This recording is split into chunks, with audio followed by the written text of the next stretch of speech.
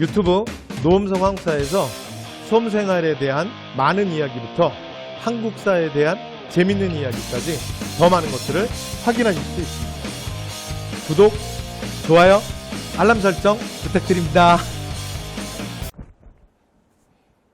안녕하세요. 한편의 영화처럼 기억되는 수업 노범석입니다. 자, 이제 지난 시간에 저희 무장독립전쟁 하다가 이제 중간에 끝났죠. 여기가 제가 그래서 한 강에는 좀 하기 어려울 거다. 이제 두 강에 걸쳐서 하겠습니다. 이렇게 말씀드렸었는데, 자, 이제 마무리해 보도록 하겠습니다. 자, 1920년대 독립군의 편성과 활약, 봉오동 전투, 청산리 전투까지 지난 시간에 말씀드렸어요. 자, 그리고 나면 이제 일본의 보복전. 그래서 자, 독립군의 실현. 첫 번째, 간도참변. 자, 간도참변 앞에서 말씀드렸죠. 자, 일본군이 이제 간도에 있는 한인촌에 와서 무차별 학살을 한 거야. 됐죠? 이건 전쟁이 아니라 민간인을 상대로, 그러니까 조선 독립군의 근거지를 아예 초토화하겠다는 거야. 그리고 그러니까 독립군들이 있으면 니네 일반 민간인들도 이만큼 피해를 볼 거다라는 걸 확실하게 조선인들에게 각인시키겠다는 거예요. 됐죠? 자, 그러니까 이제 조선 독립군도 여기서 더 이상 머물 수가 없는 거예요. 그래서 어떻게 하냐면 그 북만주 밀산 반흥동 쪽으로 올라가요. 됐죠? 그래서 거기에서 12월에, 그러니까 여기는 북만주 밀산 반흥동이에요. 그래서 밀산 반흥동에서 대한독립군단이라는 임시부대를 만들어요. 독립군 그러니까 10개 부대, 뭐 북로군정서, 서로군정서, 뭐 대한독립군, 뭐 이제 뭐 군무도독부군 이런 거 다 합쳐서, 그래서 밀산부 한흥동에서 대한독립군단을 조직합니다.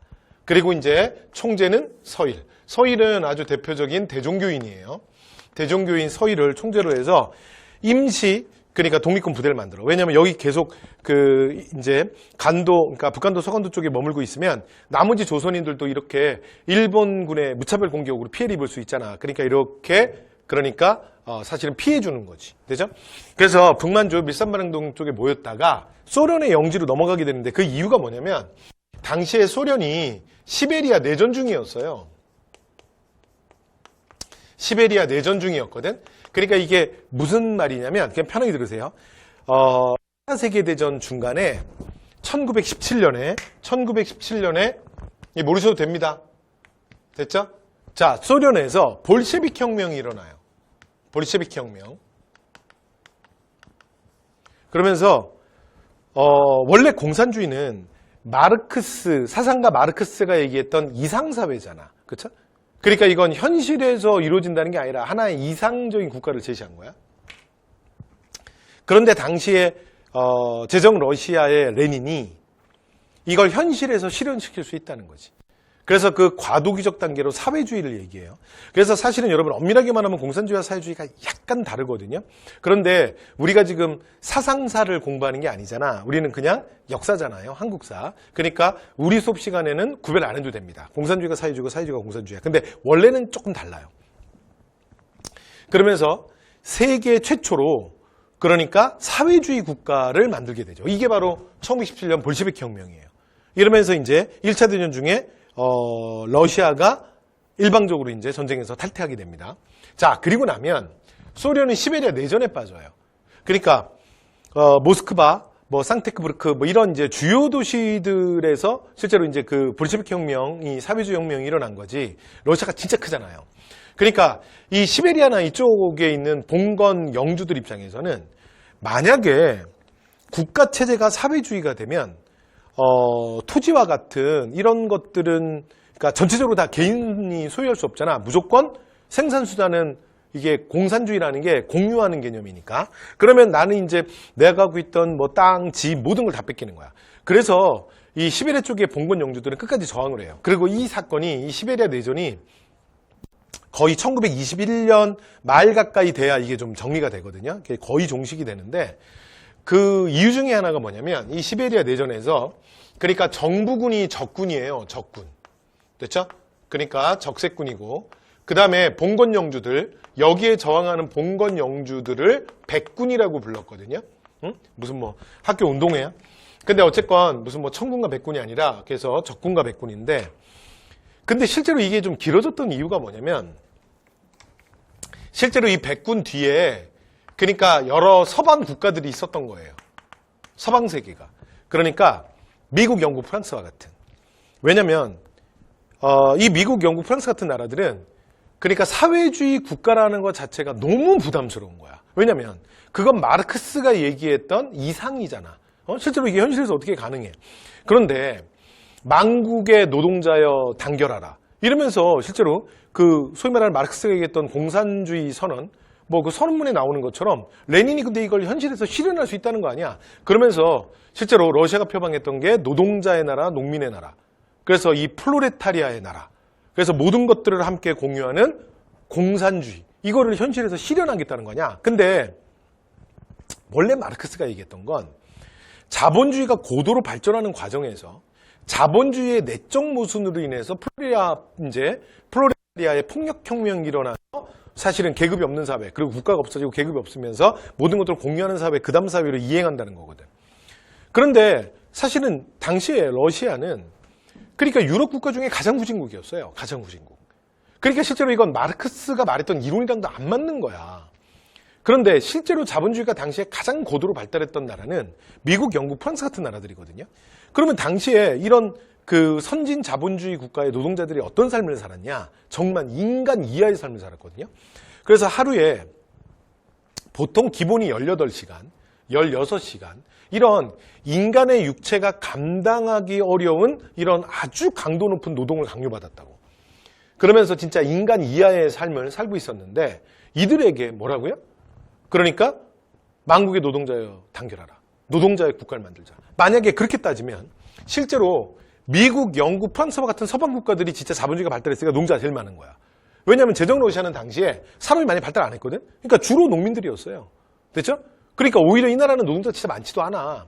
그런데 말도 안 되는 이런 노동자의 나라를 만들자 이런 것들이 만약에 유럽 전역으로 확산된다고 생각해봐. 왜냐면 유럽은 진짜 그 경험이 있거든요. 예전에 소위 말해서 그 계급이 없는 사회를 만들자. 그리고 여러 가지 구제도의 모순을 없애자라는 그 프랑스 대혁명이 이 나폴레옹 원정 이후에 막 유럽 전역으로 막 이 퍼져나가면서 막 제정국가들이 무너지고 막 그 황제들이 뭐 이제 딴 나라로 막 도망가고 막 아주 난리가 났었거든요. 그러니까 진짜 이 악몽이 재현되는 거죠.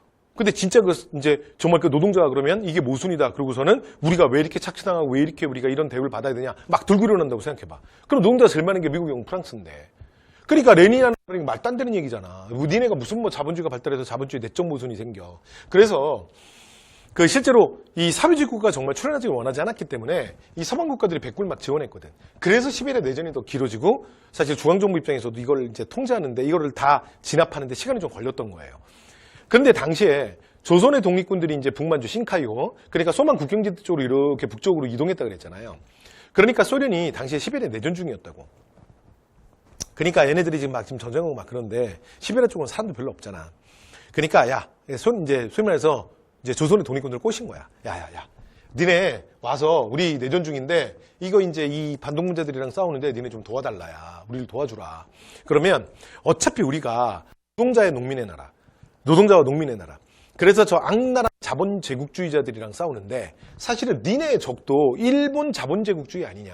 우리가 공동의 적이 있는데 그러니까 우리를 도와줘라. 그럼 이제 우리가 여기 상황이 정리되고 나면 우리가 너네를 지원하지 그럼 누굴 지원하겠냐. 그래서 그러니까 조선의 독립군들이 소련을 믿은 거야. 그리고 이제 소련의 땅 알렉셰프스크 그래서 자유시로 들어간 거예요. 자, 그리고 나서 시베리아 내전이 종식되는데 여기에 이제 우리가 이제 독립군들이 참여를 해요. 그리고 나서 21년 말쯤 되면 이게 어느 정도 상황이 정리가 되거든요. 그리고 나면 이제 소련이 얼굴 바꾼 거야. 물론 여기에는 일본의 압박도 있었어요. 일본도 조선의 독립군들이 소련 영토로 넘어간 거 당연히 알지. 그 정도 정보는 있지. 그러니까 얘네들은 이제 예의주시하는 거야. 그리고 이제 하는 걸 보니까 막 자기들끼리 막 같이 뭐 이렇게 합동 작전도 하고 막 그러는 것 같아. 그러니까 이제 일본이 소련에게 강력하게 항의를 한 거예요. 니네 지금 우리 정부에 대한 반군들인데 쟤네들을 지원하는 건 우리 일본의 내정에 간섭하는 거 아니냐.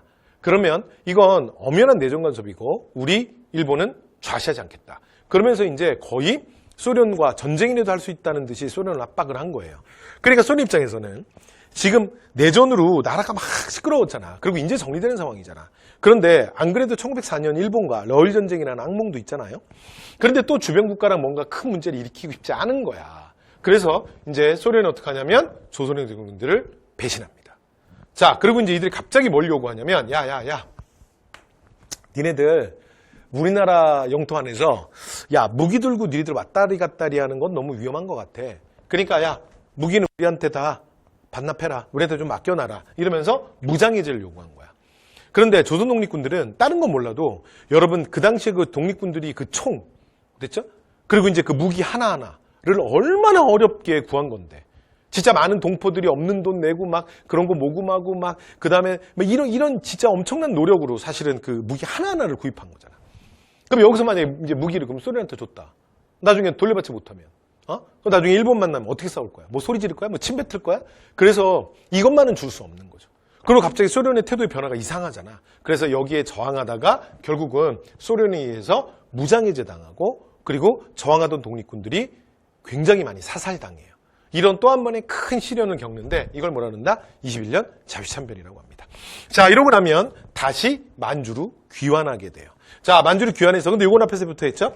자, 그래서 민정과 군정을 합친 그래서 각각이 하나하나가 각각이 자치정부의 형태를 만듭니다. 이게 왜 이런 형태의 군정과 민정을 합하냐면 여러분 여기 떠날 때 간도참변 때문에 갔잖아. 그렇죠? 이런 일이 또 있으면 안 되잖아. 여러분 국가가 국민에게 해야 될 가장 중요한 게 뭐야?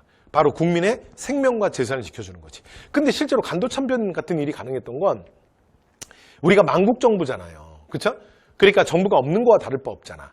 그러니까 일본이 들어와서 조선인 마을에 와서 한인촌에 와서 한인들을 무차별 학살할 때 아무도 막아줄 수 있는 사람이 없었던 거야. 자, 그래서 민정과 군정을 합한 3부의 형태가 만들어지게 돼요. 됐죠? 자, 그래서 이건 우리가 지난 시간에도 했었죠. 그래서 뭐라고요? 밑에서부터 위로 참, 정, 신. 참정신, 참정신. 근데 그 중에 가장 중요한 게 임시정부의 직할부대가 육군주만 참의부예요. 여러분 이거 임시정부 할 때 기억나세요? 그래서 이게 무조건 제일 중요합니다. 그래서 이 세 개 중에 혹시 단독으로 물어본다면 뭐 물어보지도 않겠지만 물어볼 수 있는 건 참의부밖에 없습니다. 무조건 참의부가 제일 중요해요. 왜요? 임시정부의 직할부대고요. 그 다음에 국내 진공작전.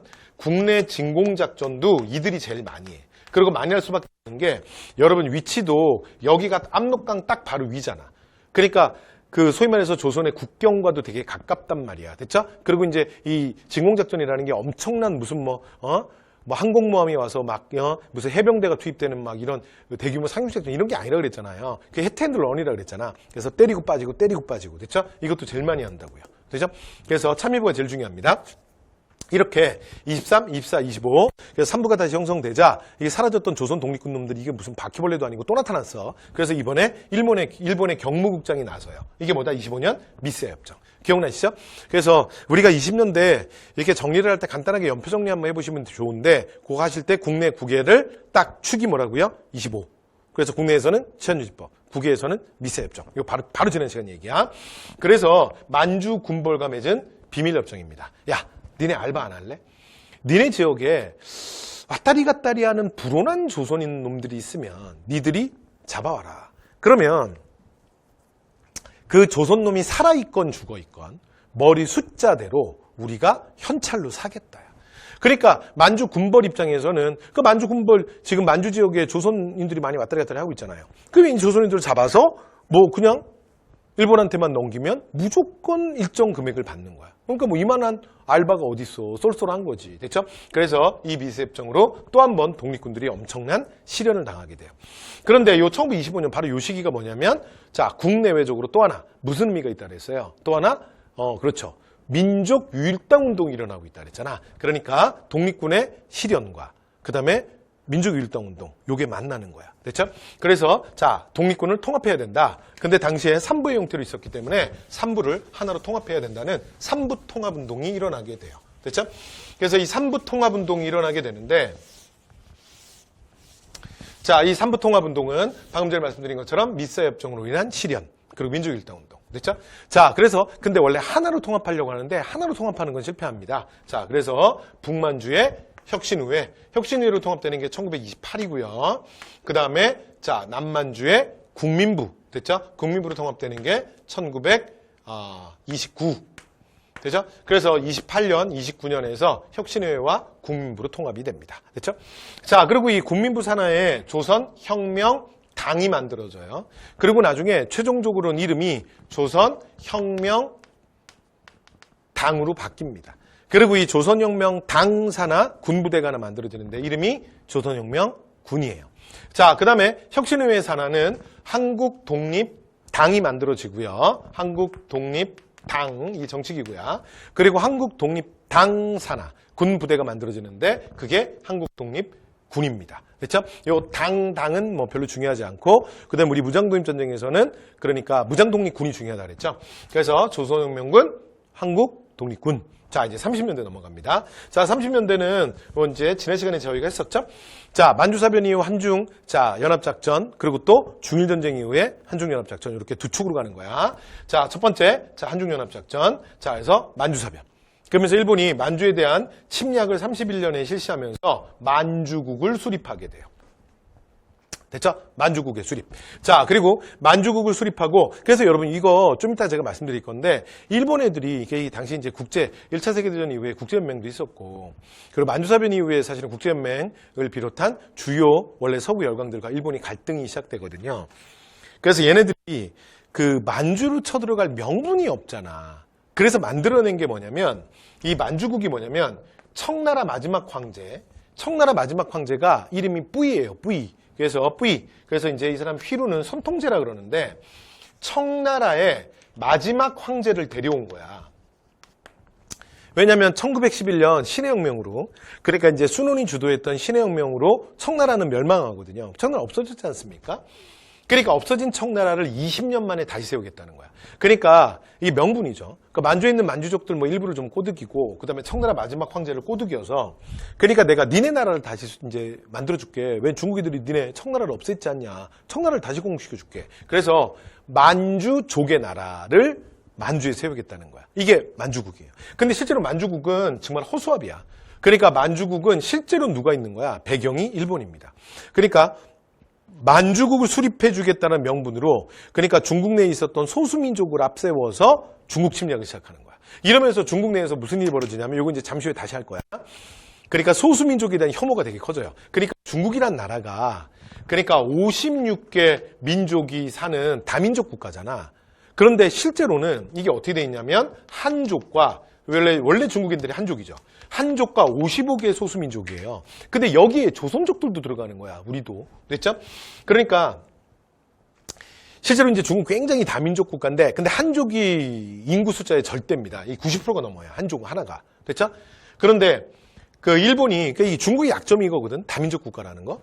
그래서 중국을 쳐들어가는데 소수민족을 명분으로 삼은 거예요. 되죠? 그렇다 보니까 이 만주국이 수립되고 만주사변이 터지는 요 사건 이후에, 그러니까 중국 관내에서, 그러니까 조선인들이 하고 있는, 그러니까 대한민국 임시정부를 중심으로 한, 그러니까 소위 말해서 이 독립운동이 너무 어려워지는 거야. 왜냐면 중국 한족들이, 그러니까 한족들 내에서 뭐가 커지는 거예요? 소수민족에 대한 혐오가 커지는 거야. 혐오감. 됐죠?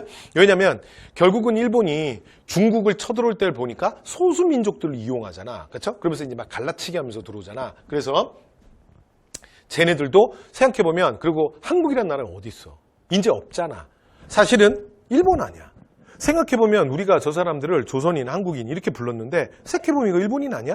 이런 이제 아주 부정적 시각으로 한국인들을 보게 돼요. 이러면서 이제 임시정부가 이런 상황 속에서 정말 독립운동하기가 어려워져. 중국 관내에서, 상하이에서. 됐죠? 그래서 이 어려운 상황을 정면 돌파하기 위해서 백번 김구가 만드는 게 한인애국단이야. 이게 한인애국단 얘기로 또 이어질 거예요. 그래서 일단 배경 잠깐 말씀드렸고요. 자, 그러면 만주에서, 자, 한족 시작하겠습니다.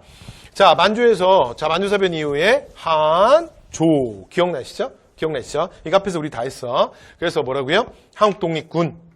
됐죠? 한국독립군. 자, 그래서 누구라고요? 한국독립당 산하부대고 누구야? 지청천. 됐죠? 자, 그리고, 자, 조선혁명군. 됐죠? 자, 조선혁명군은, 자, 그래서 조선혁명 당의 산하부대고 지휘가 누구라 그랬어요? 양세봉, 쓰리봉, 싹쓰리, 이게 제일 먼저야.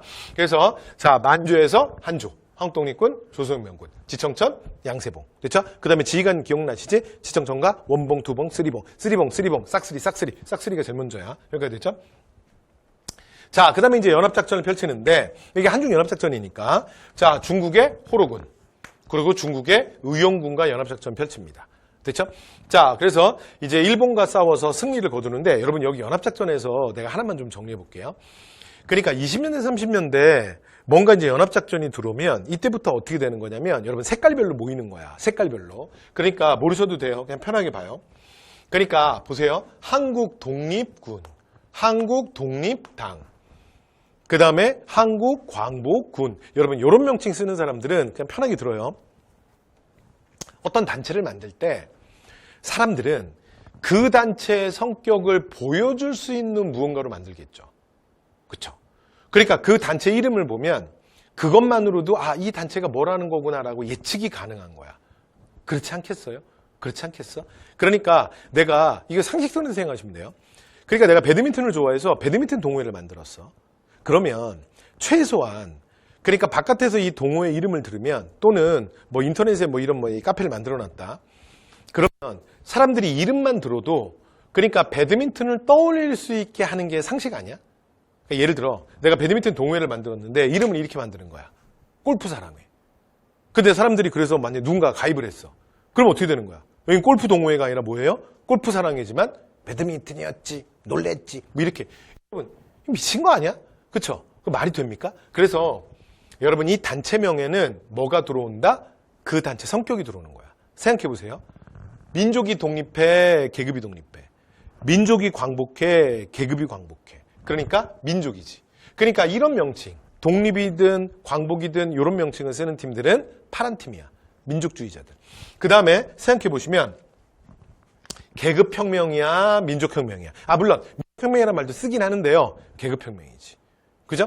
그리고 참고로 여러분 여기 이 단어 있죠? 의용. 원래 의용은 뭐의 반대말이냐면 징병의 반대말이에요. 그러니까 내가 의무로 끌려 나온 게 아니라 스스로 자원했다. 스스로 자원하면 의용이거든요. 그런데 우리나라 근현대사에선 공교롭게도 이 의용이라는 단어를 쓰는 팀들이 다 빨간 팀이에요. 됐죠? 그래서 다 사회주의자들이야. 그래서 여기서부터는 이제 연합작전을 하는데 색깔별로 가는 거예요. 여기까지 되셨죠? 그래서 한국 독립군의 파트너가 누구야? 중국 호로군. 근데 여러분 이름 별로 안 중요하겠지. 그치? 이름이 호로군이 뭐니? 호로 새끼도 아니고. 그죠? 자, 그래서 근데 하여튼 색깔은 그렇다는 얘기야. 그 다음에 여기가 빨갛지? 그러니까 조선혁명군이랑 함께하는 의용군은 빨간색이야. 됐죠? 그래서 좀 이따 조선의용대, 조선의용군대 얘기하겠지만 의용이란 말이 들어오면 기본적으로 빨간색이 묻어있는 거야. 여기까지 됐죠? 참고로. 자, 이렇게 말씀드렸고요. 자, 그 다음에 마지막으로 여러분 이것도 이름 한번 보시면 지금도 보시면 여러분 우리 한국 사람들은 대한민국 사람들은 주로 이 말 쓰잖아. 그지? 그래서 우리랑 북한을 부를 때 우리는 뭐라고 불러? 방금 내가 말한 것처럼 남한 북한하지. 근데 이건 철저하게 우리 표현이야. 북한 애들은 그렇게 안 불러. 그러니까 위쪽 애들은 뭐라 그러지? 지금도 여러분 조선이잖아요. 그래서 얘네들은 우리를 부를 때 뭐라 그러냐면 남조선이라 그래요. 남조선, 북조선 이런 식으로 부르잖아. 그러니까 이 명칭들이 보면 여러분 지금도 그 색깔별로 좋아하는 단어들이 있는 거야. 되죠? 이렇게 연합작전이 이루어집니다. 되죠? 자, 이렇게 연합작전이 이루어지는데 자, 그래서 한국 독립군은 일본이랑 싸워서 이기는 대표적인 격전지가 어디냐면 쌍성보, 대전자령, 사도하자야. 됐죠? 그래서 요 격전지들을 통해서 군부대를 이름을 기억해내야 되기 때문에 요 전투 기억하셔야 돼요. 됐죠? 자, 한 번만 더. 그 다음에 조선혁명군이 중국의용과 연합해서 싸우는 대표적인 전투가 영릉과 흥경성 전투예요. 여기까지 되셨죠? 오케이. 자, 마지막 항일육대. 자, 항일육대는 여러분 별로 안 중요해. 그러니까 1934년 정도가 되면 이제 완전히 만주가 일본께 되거든요. 그리고 그 와중에 실제로 이제 그러니까 조선 혁명군을 이끌었던 양세봉이 일본에 덫에 걸려요. 그래서 마적대 꾀임에 빠져가지고 결국은 사살당합니다. 그래서 이제 양세봉이 죽고요. 그리고 나면 지청천도 여기서 독자적 투쟁이 좀 어려워져. 그래서 어떻게 하냐면 중국 관내로 들어가요. 중국 본토로. 자, 이동을 하고. 그리고 나면 여기 이제 만주에는 누구밖에 안 남냐면 레지스탕스 활동을 하는 유격대밖에 안 남아요. 항일 유격대. 이 유격대 활동 중에 가장 유명한 게 1937년 보천보 전투야. 그런데 이거 시험에 잘 안 나와. 가볍게. 됐죠? 동북항일연군의 일부 조선인 부대가 사실은 함경도, 갑산, 보천보를 쳐들어와서 면사무소 이런 거 잠깐 점령했다가 착 유유히 사라진 사건인데 근데 여기 지휘관이 누구냐면 북한의 김일성이에요. 됐죠? 그래서 여러분 제가 왜 이거 시험에 안 나오는지 아시겠죠? 네, 그래서 시험에 그렇게 뭐 나올 만한 사항은 아닙니다. 그래서 저는 하물며 여러분 학교 다닐 때 이런 거 말도 못했어요. 왜냐면 이게 우리는 뭐로 배웠냐면 원래 이제 김일성이 본명이 김성주인데 근데 이제 김일성으로 독립운동가 김일성으로 사칭했다 뭐 이렇게 배웠거든요. 됐죠? 그런데 그때는 그랬죠. 근데 지금은 여러분 그냥 팩트로 말해도 돼요. 왜냐면 그래 말해봤자 뭐 별거 있어? 그래서 김일성이 한 게 뭐 있는데 시작 이거밖에 없어요. 됐죠? 그리고 그 다음에 뭐 했는데? 그 다음에는 나중에 교도료라 그래서 나중에 이제 그 나머지 잔여 부대들 막 일본 공격으로 많이 약화되고 나니까 지들끼리 좀 모여가지고 소련의 영지로 들어가서 1945년 여러분 광복할 때 김일성 어디 있었는지 알아요? 소련 모스크바에 있었어요. 모스크바. 그래서 거기 대학 다니다가 소련군 들어온다니까 쫄쫄쫄 따라 들어오는 거야. 됐죠? 그리고 그 이제 걔가 들어와서 하는 게 뭐가 있는데. 그쵸? 그리고 여러분 이런 뭐 독립운동 뭐 이런 여러분 당시에 북한 정부 수립될 때 있잖아. 진짜 쟁쟁한 우리의 독립운동가들 엄청 많았어.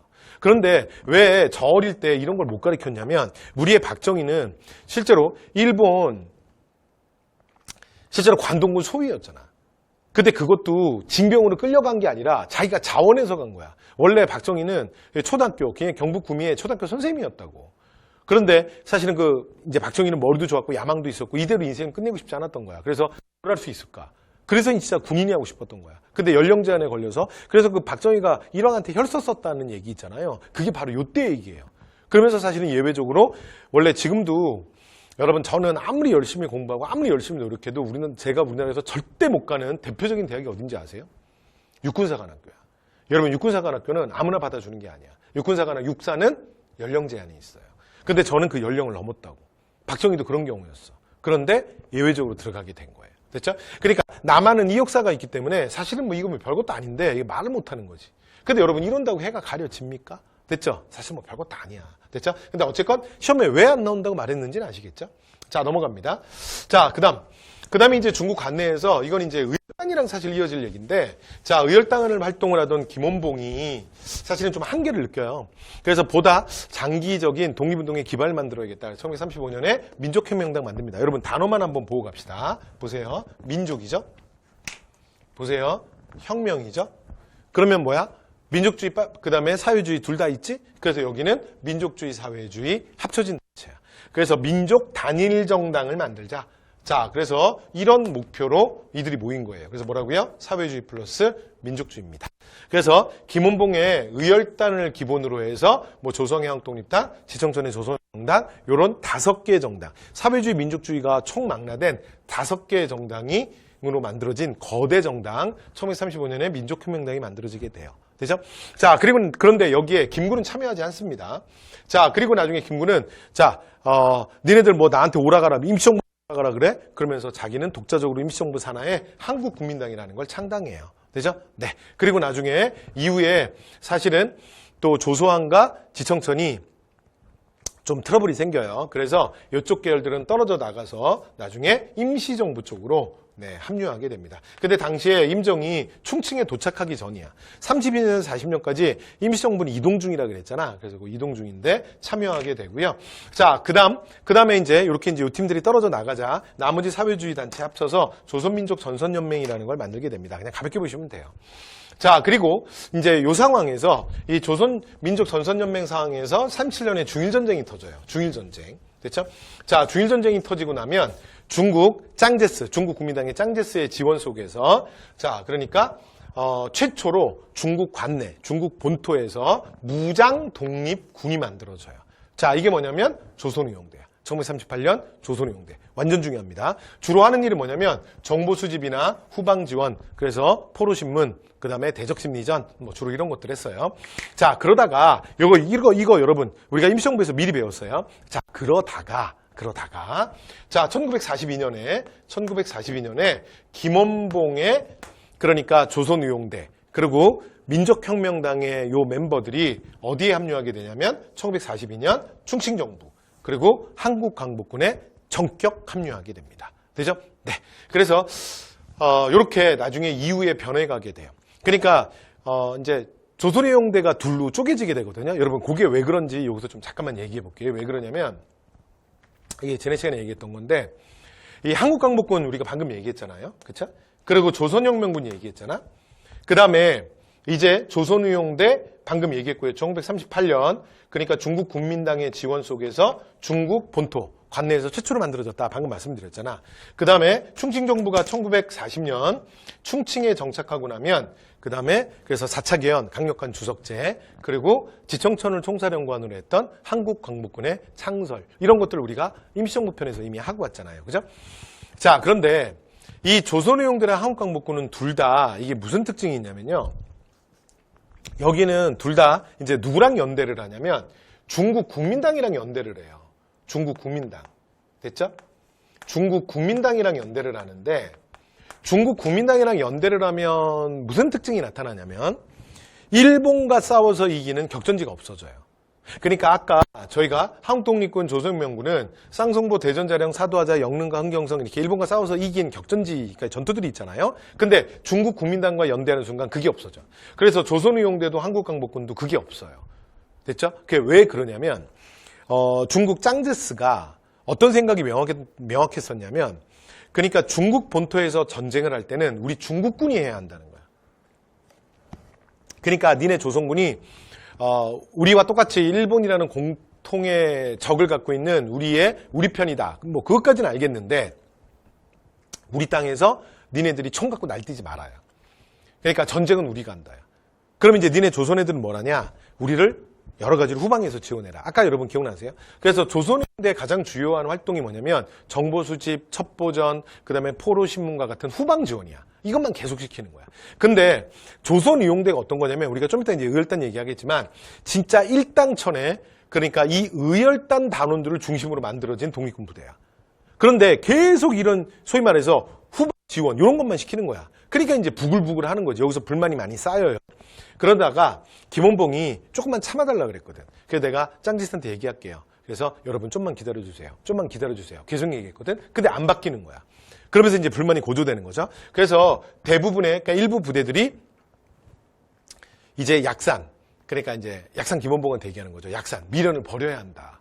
짱지스는 안 바뀐다. 아직도 모르겠냐. 그래서 우리는 그러니까 북쪽으로 갑시다. 북쪽으로 가면 누가 있냐면 북쪽에 그러니까 화북에 중국 공산당이 있거든요. 그러니까 중국 국민당이 대연정 하기로 해놓고서는 거짓말하고 정부 수립할 때 이제 그 1차 국공합작 끝나고 북벌 안수하고 나서 정부 구성할 때 공산당 뺐다 그랬잖아. 그래서 공산당 토벌. 그래서 대장정. 그래서 공산당 중국 국민당을 피해서 공산당이 엄청 중국 여러 군데를 막 돌아다니면서 도망가거든요. 그러다가 화북 연안에 머물러요. 그래서 당시에 화북 연안에 가면 누가 있었냐면 중국 공산당이 있었거든. 그러니까 지금 이제 그 조선의용대 일부 세력들은 뭐라 그랬냐면 우리 그러니까 연안으로 가자야. 화북으로 가자야. 그래서 그러니까 중국 국민당에 대한 미련을 버려라. 그리고 중국 공산당이랑 연대를 하자야. 중국 공산당이랑. 됐죠? 그래서 이제 조선의용군은 뭐냐면 중국 공산당이랑 연대 투쟁하는 거예요. 공산당이랑. 그래서 여러분 여기는 문제 나오면 항상 오답이 되니까 그러니까 정답으로는 이건 안 물어봐요. 그래서 이제 계엄봉이 막다가 그럼 그렇게 하세요. 그래서 이제 보내주는 거야. 그래서 이제 근데 실제로는 대부분이 그러니까 조선의용대 80% 이상은 그냥 화북으로 넘어가서 중국 공산당이랑 연대 투쟁을 해요. 됐죠? 그리고 이제 자기 일부 소수의 군대만 데리고 자기는 뢰양에 남아있는다고. 그러다가 최종적으로 42년에 김원봉이 의회 선택을 하는 거야. 그러니까 원래 여기 자기 동지들이잖아요. 그러니까 이제 여기 공산당에 와서 팔로군의 일원으로서 같이 합류해서 막 같이 이제 일본이랑 싸우면서 이제 김원봉한테 뭐라 그러냐면 뭐 약산 여기 너무 좋다는 거야. 그러니까 중국민당이랑 하지 말고 빨리 오시게 우리 같이 여기서 뭐 이제 또 열심히 이제 싸우자. 막 이제 그러는데 김원봉이 안 가요. 됐죠? 그 의외죠. 그러다가 어떻게 하냐면 1942년에 이거 앞에서 얘기했어요. 1942년에 김원봉이 어떻게 하냐면 민족혁명당 그리고 조선의용대를 데리고 사실은 한국광복군이라는 게 충칭정부 산하잖아요. 42년에 전격적으로 어디에 합류하는 거야? 바로 여기로 합류해버려요. 여기까지 됐죠? 오케이. 자, 그리고 나면 나머지 자녀 세력들이 더 이상 뭐 김원봉이 나머지 세력들을 데리고 충칭정부 한국광복군을 합류했는데 여기 조선의용대 화북지대일 필요가 없잖아. 그래서 이름을 조선의용군으로 바꾸는 거야. 42년에. 됐죠? 자, 그러면서 중국 공산당과 연대해서 뭐 허가장 전투, 그 다음에 일본의 그러니까 일본의 소탕전에 저항하는 반소탕전, 뭐 이런데 참여하게 됩니다. 그래서 가볍게 보시고요. 그리고 이 사람들은요, 완전 빨갱이들입니다. 나중에 1945년 일본이 패망하잖아요. 그래도 국내 안 들어와요. 국내 안 들어오고, 나중에 어떻게 하냐면, 자, 국공내전. 그리고 나면, 중국은 중국의 마지막 주인이 누가 될 것인지를 놓고 중국 국민당이랑 중국 공산당이 싸우거든. 그 국공내전에 참여해요. 됐죠? 그리고 중국을 공산화시킨 영웅들이야. 그 다음에 나중에 49년에 이제 중국이 공산화되고 나면 나중에 어디로 합류하냐면 북한 인민군으로 그냥 바로 합류합니다. 됐죠? 그래서 이 사람들은 진짜 완전 빨갱이들이야. 자, 이렇게 해서 이제 하나의 갈래 조선의용군에 대한 말씀드렸고요. 자, 그 다음 한국광복군은 충신정부 산하의 이제 지성전 총사령관들 한국광복군이잖아. 그쵸? 그 다음에 여러분, 그러니까 이 한국광복군 말씀드리면서 여기 암기 팁 하나만 드릴게요. 이거 조심해야 돼. 봐봐요. 자, 한국 독립군 지청천이야. 근데 한국광복군도 지청천이야. 그래서 똑같이 지청천이니까 조심하셔야 돼요. 그러니까 지청천이 만주에서 지금 일본과 싸우고 활약하고 있으면 한국 독립군. 자, 그 다음 지청천이 중국 본토에서 자, 활약하고 있으면 한국 광복군. 이해됐죠? 자, 그래서 지청천은 뭐라고요? 한국 대표 누구야? 지청천. 한국 독립군, 한국 광복군. 됐죠? 만주면 한국 독립군. 중국 본토면 한국 광복군. 여기까지 됐죠? 그래서 한국 대표 지청천이야. 한국 대표 지청천이야? 아니야. 아니야. 여러분, 일본과 싸워서 이긴 격전지 기억하셔야 돼요. 한국 대표 지청천이야? 아니야. 아니야. 한국 대표 뭐야? 쌍성전자야. 한국 대표 누구야? 삼성전자야. 한국 대표 누구야? 삼성전자지. 됐죠? 자, 세계적 기업이야. 사도 하자 없어. 됐죠? 그래서 한국 독립군 뭐라고요? 지청천이야? 아니야. 한국 대표 쌍성전자야. 쌍성전자야. 그래서 뭐라고요? 세계적 기업이야. 사도 하자 없어. 여기까지 됐죠? 네. 그래서 암기법 이게 워낙 안 외워지니까 저 암자 따는 거 별로 안 좋아하는데 말씀드린 거예요. 또 하나 양세봉은 이제 조선혁명의 양세봉은 조선혁명의 영이야. 조선혁명의 영이야. 여기까지 됐죠? 네, 그래서 조선혁명의 영웅, 쓰리봉, 싹쓰리, 양세봉이에요. 그렇죠? 자, 이렇게 암기법 말씀드렸고, 자, 나머지 마무리해 볼게요. 여러분, 조선의용들의 한국광복군이 제일 그래서 구별이 안 가요. 왜냐면 일본이랑 싸워서 방금 전에 얘기했던 것처럼 자료에서 줄 때 쌍송부, 대전자력 이렇게 딱딱 격전지가 없잖아. 그쵸? 그래서 이게 둘 다 후방 지원이란 말이야. 중국 국민군, 그러니까 국민당 산하부대에 대한 후방 지원. 그래서 이걸 어떻게 기억하냐면 그러니까 일제강점기 독립군을 표현할 때 있잖아요. 나중에 태평양 전쟁이 터지고 나면 대일 선전포고를 해요. 그리고 이제 한 43년쯤 되면 처음에는 워낙 국민당이 많이 통제를 해. 그러다가 나중에 1943년 자, 그리고 1945년쯤 되면 독자적으로도 43년 이후에는 좀 독자적으로 많이 움직이거든요. 그러면서 어떻게 하냐면 인도 미얀마 전선으로 넘어가서 연합군의 일원으로 우리가 참여를 해요. 한국광복군이. 그러면서 영국군과 연합작전을 펼칩니다. 됐죠? 자, 그 다음 1945년에는 정진군. 그래서 국내 진공작전을 준비하거든요. 국내 진공작전. 됐죠? 낙하산 부대. 그래서 이건 누구의 도움을 받냐면 미국 OSS. 그러니까 미 첩보국이에요. 그러니까 여러분 영화에서 많이 보셨던 그 CIA 있잖아. 그 CIA의 전신격 되는 단체야. 그래서 미국 OSS의 도움으로 국내 진공작전을 준비합니다. 그래서 우리가 배우는 독립군 중에 자, 잘 봐요. 영국과 뭐뭐 했다. 미국과 뭐뭐 했다라는 말이 나오잖아. 그럼 무조건 한국광복군이에요. 됐죠? 왜냐면 조선의용대랑 한국광복군이 구별이 잘 안 되거든. 왜냐면 일본이랑 싸워서 이긴 격전지가 없다니까. 왜냐면 짱기스가 별로 안 좋아했다고. 됐죠? 요걸로 구별하는 거예요. 여기까지 됐죠? 끝. 말씀 다 드렸습니다. 자, 그래서 자, 이제 조선의용대 김원봉의 변화 뭐 이런 것들, 조선의용군 이런 거 이제 제가 말씀드리면서 한꺼번에 지난 시간에 했던 얘기 이어서 쭉 말씀드렸어요. 자, 그다음에 한국광복군 제가 좀 전에 다 말씀드렸죠. 자, 주요 내용 다 했고요. 자, 대일선전 보고 그다음에 43년 정도가 되면 영국군과 연합해서 미얀마 인도전선 뭐 이런 데서 이제 싸우고요. 그다음에 45년에는 미국 요거 이제 45년입니다. 자, 이제 미국 OSS의 도움으로 국내 진공작전을 준비해. 그래서 요거 이제 우리가 준비했던 게 9월이거든요. 근데 이랑 히로히토가 8월 15일 날 일본에 무조건 항복을 선언하잖아. 그러면서 일본이 패망이 되면서 우리가 그냥 광복이 됐기 때문에 실제로 이걸 시행하지 못합니다. 되게 안타깝죠. 자, 이렇게 해서 무장투쟁 말씀드렸고 조선의용군을 말씀드렸잖아. 조선의용대 하북지대가 나중에 조선의용군으로 개편되는 거야. 됐죠? 자, 이렇게 해서 무장독립전쟁 지난 시간에 이어서 다 했습니다.